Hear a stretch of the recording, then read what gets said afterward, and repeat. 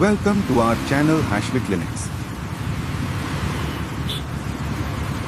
Usually when we talk about a medical diagnosis, there is this expectation of absolute precision. It's almost like engineering. Right, yeah. You break your arm, the x-ray shows that jagged white line, and the doctor just points at the screen and says, well, there it is, broken. It is binary, and I mean, it's deeply comforting. We naturally want our ailments to be visible and neatly categorized.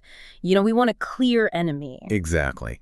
But today, we are stepping into a diagnostic landscape that completely breaks that x-ray machine. We're looking at a plant that makes you burst into unprovoked, uncontrollable laughter. Which is wild. And then it leaves you utterly exhausted. And it even tricks your brain into feeling phantom splinters piercing your skin. We are diving into the incredibly strange, murky world of a single botanical specimen called Anagallis Arvensis. You might actually know it by its more common, rather poetic names, like the Scarlet Pimpernel, the weatherglass, or red chickweed. It belongs to the Primulaceae family. And we are exploring this through an incredibly dense, fascinating stack of personal, medical, and botanical notes compiled by Professor Dr. Rifat Hashmi. And welcome to the deep dive, by the way. We're glad you're here with us.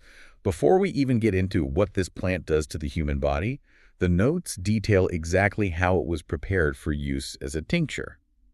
Because you don't just pull this out of the dirt on a Tuesday afternoon. No, definitely not. The historical records emphasize that the fresh plant has to be gathered before the flowers develop. Which is a crucial botanical detail. You are harvesting the plant at the exact moment its chemical energy is peaking, right before it expends all those resources on blooming. Oh, that makes sense. Yeah, so you gather the whole fresh plant, pound it violently into a pulp, subject that pulp to intense pressure to extract the raw juice, and then mingle that expressed juice with an equal part by weight of alcohol. Okay, let's unpack this, because Dr. Hashmi's notes mentioned it was historically used in the first to third potency. Let me translate that for you. Please do. In these older pharmacological scales, the first potency means you are taking one part of that mother tincture and diluting it with roughly 9 or sometimes 99 parts of alcohol.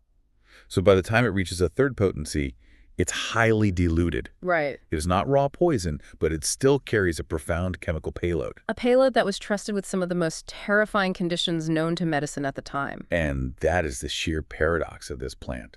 I mean, it has the most charming countryside-sounding names. Scarlet Pimpernel, weatherglass. Yeah, that sounds adorable. Right. It sounds like a little weed a rabbit would nibble on in a children's book. Yeah. But historically, according to these records, it was deployed against intense, life-threatening ailments. We are talking about hydrophobia, which is full-blown rabies. Wow. Snake bites. Dropsy, which we now understand as severe edema or systemic fluid retention. It was even used for ill-conditioned necrotic ulcers. To treat something as ferocious as rabies, which is a viral infection that physically destroys the brain, or a venomous snake bite that coagulates the blood, implies that the compounds within this unassuming chickweed are fundamentally disruptive. Extremely disruptive. You are introducing a massive systemic shock to counter an existing massive systemic shock. And to understand how this remedy actually interfaces with the human body, we have to start at the very top. We have to look at its undeniable and frankly bizarre effects on the human mind. The psychological profile detailed in Dr. Hashmi's research is wild. It's not just a physical reaction. The patient enters this extreme mental state of, quote, great hilarity. Great hilarity, right? The mind becomes hyperactive. They suddenly think of everything all at once. It induces a profound, joyful feeling entirely without cause. And that specific mental reaction is actually baked into the plant's history. The Greek root of the botanical name Anagallis literally translates to laugh out loud. Wait, really? A plant named for its ability to make you burst into unprovoked laughter? Yes. And the historical anecdotes capture this perfectly. There's a highly specific example of a person who simply cannot collect their thoughts while sitting and listening to a church sermon because they are entirely overwhelmed by these jovial feelings. Imagine that. I mean, imagine sitting in a solemn, quiet 19th century church. The preacher is talking about fire and brimstone, and your brain is just firing off this inappropriate, overwhelming euphoria because of a tincture you took for a skin rash. You're essentially trapped in a state of unearned joy. The chemical compounds are forcefully overriding your environmental context. If you were to accidentally ingest a large amount of this today, thinking it was just harmless chickweed in your salad, The immediate comparison I'd make is overclocking a computer processor. Oh, that's a good way to put it. You bypass the safety limits, pump in extra voltage, and for a short burst, the computer runs incredibly fast and does amazing things. You are buzzing. But I have to look at the physiological cost here. Is this purely a positive, happy plant, or is there a catch to this mental overstimulation? When you artificially spike a human brain like that, what is the toll? What happens when the nervous system redlines? Well, the thermal paste melts away, to borrow your analogy. The catch is a catastrophic crash. This mental exhilaration isn't genuine emotional joy. It is a forced hypersensitivity of the nervous system. Okay. The neurotransmitters are being dumped at an unnatural rate, and the aftermath is severe despondency. The notes actually refer to it as great prostration following the mental exertion. Exactly. The nervous system gets pushed so violently into this forced state of hilarity that it completely drains the body's reserves. The agitation actually disrupts the circadian rhythm. So they can't sleep either. No, patients fall asleep very late, wake up incredibly early, and feel entirely unrefreshed. The brain is exhausted because it has been sprinting a marathon it never signed up for. If we connect this to the bigger picture, if the plant is overstimulating the internal nervous system to the point of utter exhaustion, it makes total sense that this extreme sensitivity doesn't just stay in the brain. It pushes outward. It radiates all the way to the absolute boundary of the body, the skin. The skin is effectively the main event for Anagallis. The historical records explicitly label the skin action as the nucleus of the remedy. The nucleus, yes. It triggers intense itching, tingling, and dryness across the entire body. But it possesses this massive, highly specific affinity for the palms of the hands and the webbing between the fingers. And the physical manifestations described are genuinely unsettling. We aren't talking about a mild, dry winter rash. No, not at all. Patients were breaking out in what the records call bran-like tetters in rings, which paints a picture very similar to an aggressive fungal infection like ringworm. And then it progresses to groups of small vesicles, these tiny raised blisters that smart and itch intensely. Yeah, that sounds awful. The progression is relentless. When scratched, these vesicles ooze a yellow-brown lymph. That fluid then dries and turns into a scurf, or a hard scab. But the cycle doesn't end. Because new vesicles immediately form and erupt right beneath the fresh scab, the hands end up looking incredibly dry, sticky, and dirty. It's a very visceral image. It is. If you have oozing lymph on your palms drying into scabs, of course your hands look unwashed. Reading this, it immediately sounds like a severe weeping bout of poison oak. And the clinical overlap is profound, actually. Historical practitioners noticed it. Anagallis became an important primary remedy for poison oak eruptions, specifically targeting the variants where vesicles burst, peel, and recur in that exact weeping cycle. Here's where it gets really interesting, though. Beyond the physical blisters, there is this deeply strange phenomenon reported, the sensation of splinters and pins. Oh, yes. The phantom splinter. Patients consistently report feeling as if a literal pin is being thrust right through the palm of their hand, specifically between the thumb and the forefinger. This is arguably the most fascinating duality of the entire botanical profile. It contains compounds, likely the saponins mentioned in the broader botanical literature, that are essentially soap-like chemical. Okay, saponins. Right, and these saponins can disrupt cell membranes and severely irritate nerve endings. They trick the nervous system into perceiving a sharp foreign object piercing the flesh, even when the skin is perfectly intact. Wait, if it's causing intense localized inflammation and irritating the nerves to simulate a splinter, is it essentially triggering a localized immune response? Exactly. Like it's ringing the body's alarm bells, calling white blood cells to the area, which causes swelling. That is the mechanical brilliance of it, because while it creates the sensation of a splinter, historically it actually possesses the physical power to soften flesh, destroy warts, and favor the expulsion of actual splinters and foreign bodies from the skin. That is mind-blowing. It makes you feel like you have a splinter. But that exact same localized inflammation is what softens the tissue and physically pushes real debris out of your body. Yep. It is completely rewriting the inflammatory map of the hand. It's an incredibly sophisticated biological hack. But that phantom sensation of a pin in the hand isn't the only sensory illusion. The plant causes bizarre misfires deep inside the body's sensory network as well. The cold illusions are a perfect example. Patients report this highly specific sensation of something freezing cold being placed on the body. But not where you'd think. Right. Not on your arm where you might expect a draft. They feel it on the tongue. They feel it on the soft palate at the roof of the mouth at night. Even the teeth experience a chilly pain, quote, as from cold, radiating directly from the dentin. It is a complete misfiring of the thermoreceptors, but the respiratory symptoms are where the sensory hallucinations turn genuinely terrifying. The records describe a sudden, internal feeling in the chest as if struck with a cushion full of pins. Imagine the sheer panic that would induce. You take a breath and your brain tells you a pincushion just slammed into your lungs. And yet, there is no physical trauma. It is pure chemical interference with the vagus nerve and the respiratory nerve endings. So the nerves are just panicking. Essentially. We also see this chemical interference profoundly affecting the genitourinary system. The notes get incredibly specific here. There is a tickling and prickling sensation along the urethra that artificially inclines the person to coitus. Okay, wow. Yeah, the nervous system is left so raw and easily excited, both mentally and sexually. Yet, concurrently, there is a burning pain upon urinating, with the urethral orifice actually agglutinating or sticking together due to the weeping inflammation we saw on the skin. The weirdest paradox in those specific notes is that the burning sensation in the urethra before and during an erection actually ceases entirely during the act of coitus itself. Which is very counterintuitive. Very. And then there's the urinary flow. The urine passes in a forked or divided stream, and the patient has to actively press before it passes.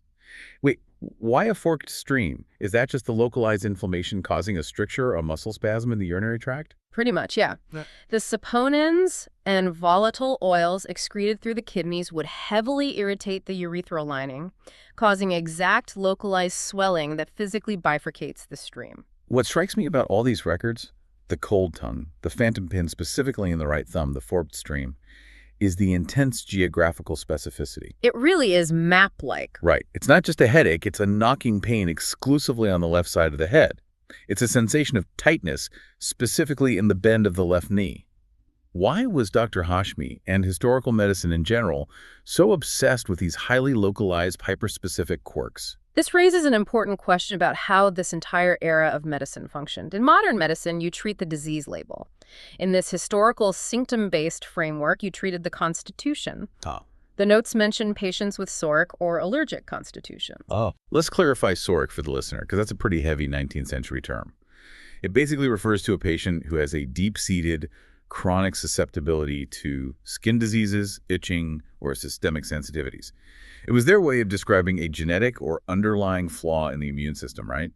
Exactly the right context. So if a practitioner saw a patient with a headache wasn't enough data to prescribe anything. Right, it's too generic. Exactly. But if that patient had a psoriatic constitution, suffered a knocking headache on the left side, felt a strange tightness in their left knee, and mentioned their symptoms got worse after eating, the practitioner would overlay that exact hyperspecific symptom map onto the known chemical fingerprint of Anagallis. Wow. The bizarre specificity was the only way to lock the remedy perfectly into the patient's exact internal state. It's a diagnostic fingerprint.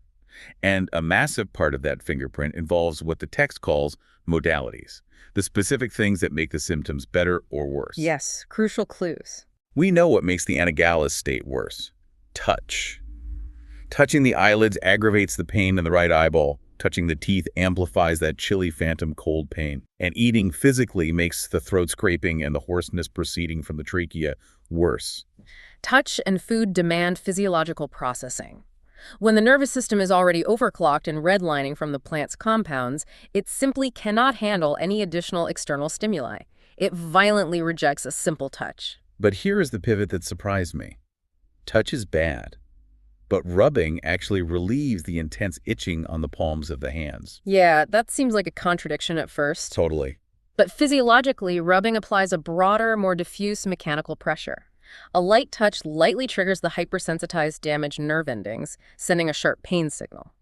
But a heavy rub overloads the localized itch receptors entirely, essentially drowning out the chaotic signals with a flood of deep tissue pressure. It's the same reason you aggressively rub your shin after you bang it on a coffee table. You're trying to scramble the pain signal. But my absolute favorite relief, the most fascinating antidote detailed in this entire text, is coffee. Oh, the coffee antidote perfectly illustrates the chemical warfare happening in the body. Dr. Hashmi's notes indicate that a very specific type of sick headache one, situated just over the supraorbital ridges, right above your eyebrows, accompanied by nausea, rumbling bowels, and eructations, which is a fancy word for burping. Yes, it is. That highly specific, miserable digestive headache is completely relieved by drinking coffee. If we look at the mechanisms, Anagallis causes erratic neural firing and vascular dilation, leading to that heavy, pounding supraorbital pain and gastrointestinal chaos. Right. Caffeine, on the other hand, is a known central nervous system stimulant, but it operates specifically by blocking adenosine receptors, and it acts as a potent vasoconstrictor in the brain. It physically tightens the blood vessels. So the plant forces the blood vessels to gorge and the nerves to fire randomly, and the caffeine rushes in, constricts the vessels, stabilizes the adenosine receptors, and effectively overrides the plant's chaotic neurological loop. It's a chemical kill switch. It acts as a perfect counteragent. And just to prove that this systemic hijacking isn't a placebo effect or unique to human psychology, the veterinary applications in the text are incredibly telling. Oh, right, the horses. Yeah, this plant was documented causing severe inflammation of the stomach and rectum in horses. It even caused the large muscles of the horses' necks to tremble uncontrollably. It is a cross-mammalian systemic hijacker. Which brings us to the end of our journey today. Let's summarize this wild ride. We have spent this time unpacking a botanical powerhouse that bridges the mind and body in the most extreme, paradoxical ways imaginable. Truly extreme. Anagallis Arvensis, the Scarlet Pimpernel, is a masterclass in biological contrasts. It makes you laugh out loud, but leaves your brain entirely exhausted. Yeah. It terrifies your lungs with phantom pins and creates the phantom pain of splinters in your hands, all while physically manipulating your immune response to push real splinters out of your skin. It is a sprawling chemical profile that demands immense respect. So what does this all mean? It means that whether you are looking at old countryside folklore, modern botany, or the painstaking hyperspecific medical symptomology recorded in Dr. Hashmi's notes, nature contains incredibly complex chemical architectures that we are still trying to fully comprehend. Absolutely. We like our clean x-rays. We like to think we've mapped out exactly how the body works, but the natural world is full of these bizarre, potent wildcards that can completely rewrite your sensory experience. Yeah, and to leave you with a final thought. If an unassuming little weed, a tiny flower known as the weatherglass, has the power to trick your brain into feeling phantom ice on your tongue, induce unprovoked joy in the middle of a serious room, and completely rewrite the inflammatory map of your hands, what other invisible chemical conversations are happening between your nervous system and the everyday plants growing right outside your Professor Dr. Rafat Hashmi is a distinguished homeopathic physician, educator, and researcher with over 4 decades of clinical and teaching experience. He is widely respected for his deep command of Materia Medica, repertory, and constitutional prescribing, combined with a practical, patient-centered approach. Dr. Hashmi has dedicated his career to training generations of homeopathic doctors, blending classical principles with modern clinical insight. He is also known for his innovative work in digital homeopathy, developing educational content, clinical tools, and AI-assisted systems to enhance remedy selection and case analysis. With a strong commitment to ethical practice and lifelong learning, Professor Dr. Rafat Hashmi continues to guide, inspire, and elevate the standards of homeopathic education and patient care.